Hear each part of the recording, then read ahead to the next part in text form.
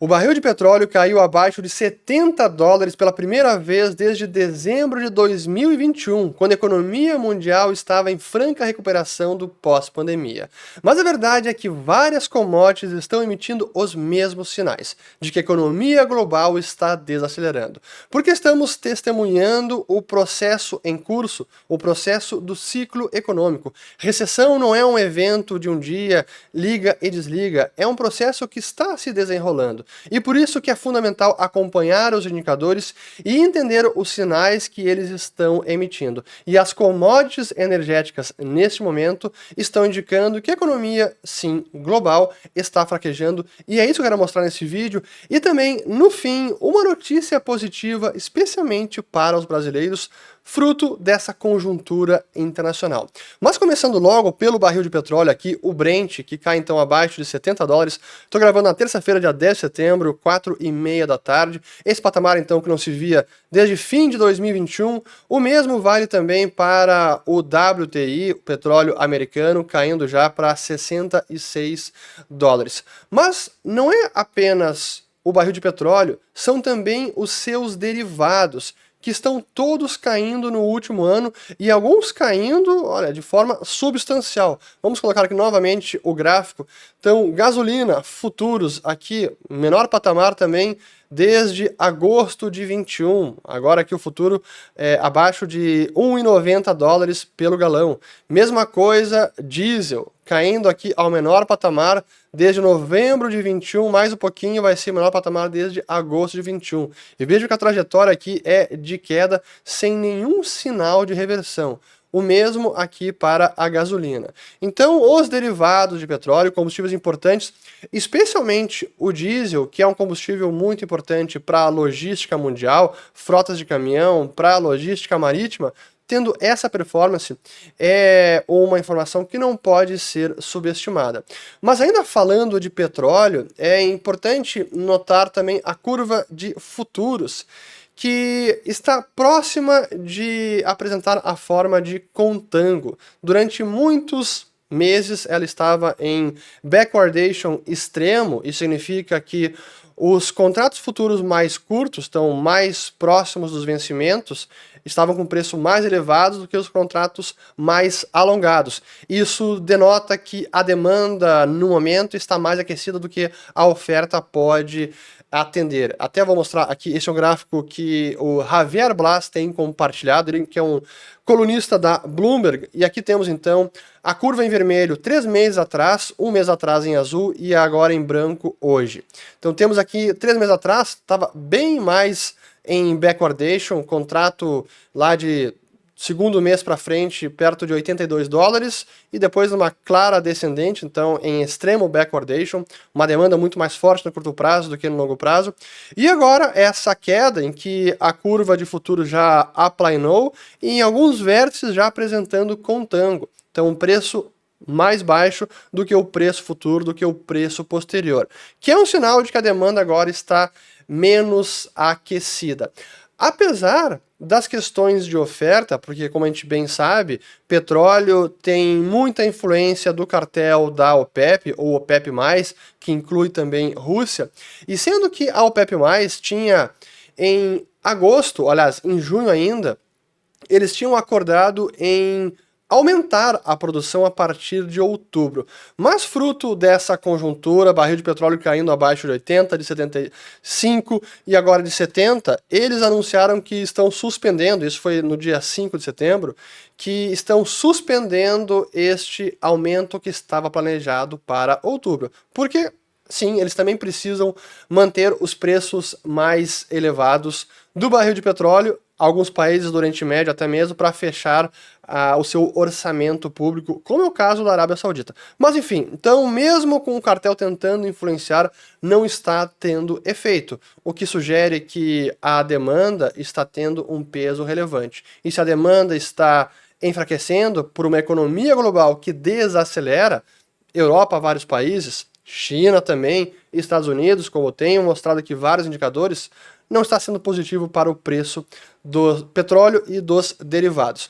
Mas vamos seguir e falar aqui de sinais de recessão usando o petróleo, americano e também o preço do diesel. Como que eles se comportam durante recessões. E para usar os exemplos recentes, tanto a pandemia, aqui o petróleo WTI, que claro, colapsou ali em março, chegando até ao cúmulo, o pessoal talvez nem se lembre mais, mas o contrato futuro do petróleo chegou a negociar abaixo de... foi quase 40 dólares negativo. Então o cara estava recebendo dinheiro para poder receber o barril de petróleo e guardá-lo, porque naquele momento a demanda era inexistente. Então havia um excesso de petróleo. Mas voltando, depois de 2008, o mesmo, tivemos ali a máxima do barril de petróleo em meados de 2008 e aí desabou durante a recessão. Também houve queda durante a recessão de 2001, da mesma forma que na recessão de 91. E é o mesmo formato para o diesel. Uma queda forte lá em 2008, assim como queda forte em 2020, e agora segue nessa tendência de queda, desde as máximas que foram atingidas em meados de 22, agora essa forma ascendente ainda sem reversão. Então falamos de petróleo e derivados, que são commodities energéticas e fundamental para manter a economia rodando. E considerando que são commodities essenciais para manter a economia funcionando, se está havendo uma queda de preço, é porque há algo acontecendo na economia global que, novamente, não pode ser menosprezado. Mas vamos entrar em outras commodities também energéticas, como temos aqui o gás natural, que no último ano vem em queda, não uma queda aqui nos Estados Unidos, não uma queda tão substancial quanto petróleo e derivados, mas também mostrando uma queda aqui no último ano, assim como o gás natural na Europa, que hoje até cai forte, quase 5%, ou então no Reino Unido, que também está caindo hoje quase 6%, mas no último ano nós temos uma queda de todas essas commodities. Assim como aqui o carvão, que depois de máximas atingidas lá em 2022, teve uma queda forte e vem lateralizando ao redor de 130 dólares nesses últimos 18 meses praticamente. Então outras commodities energéticas indicando ou dando o mesmo sinal. Mas a gente precisa olhar também commodities de metais base, especialmente as commodities industriais ou aquelas que são utilizadas para a fabricação de bens duráveis, para construção, para infraestrutura, para maquinários, equipamentos pesados, que aí nós temos cobre, níquel, minério de ferro, e a foto tampouco é alentadora. Vamos primeiro para o minério de ferro, que temos então abaixo de 100 dólares também, quebrou essa barreira e não está conseguindo voltar, e por este gráfico a gente pode ver que é também uma queda importante nesses últimos 2 anos, e claro que a China é grande responsável, e até aqui eu faço um parênteses, porque falar de minério de ferro sem falar de China com profundidade seria um vídeo superficial que eu estou devendo, eu preciso falar sobre isso, porque com China também no seu processo de mudança de modelo econômico, menos dependente de investimento, em formação bruta de capital fixo, em construção civil, o minério acaba sofrendo. Então é natural que a gente veja o preço aqui da tonelada de minério caindo. Mas não é apenas o minério, então também temos aqui no último ano, aqui eu tenho desde 2019, mas deixa eu colocar aqui no último ano, depois de ensaiar uma alta cobre, depois de ensaiar uma alta desde maio, vem em queda substancial, mesma forma que o níquel, de maio em diante tem uma queda, além de outros metais base que ou estão em queda ou não conseguem se recuperar.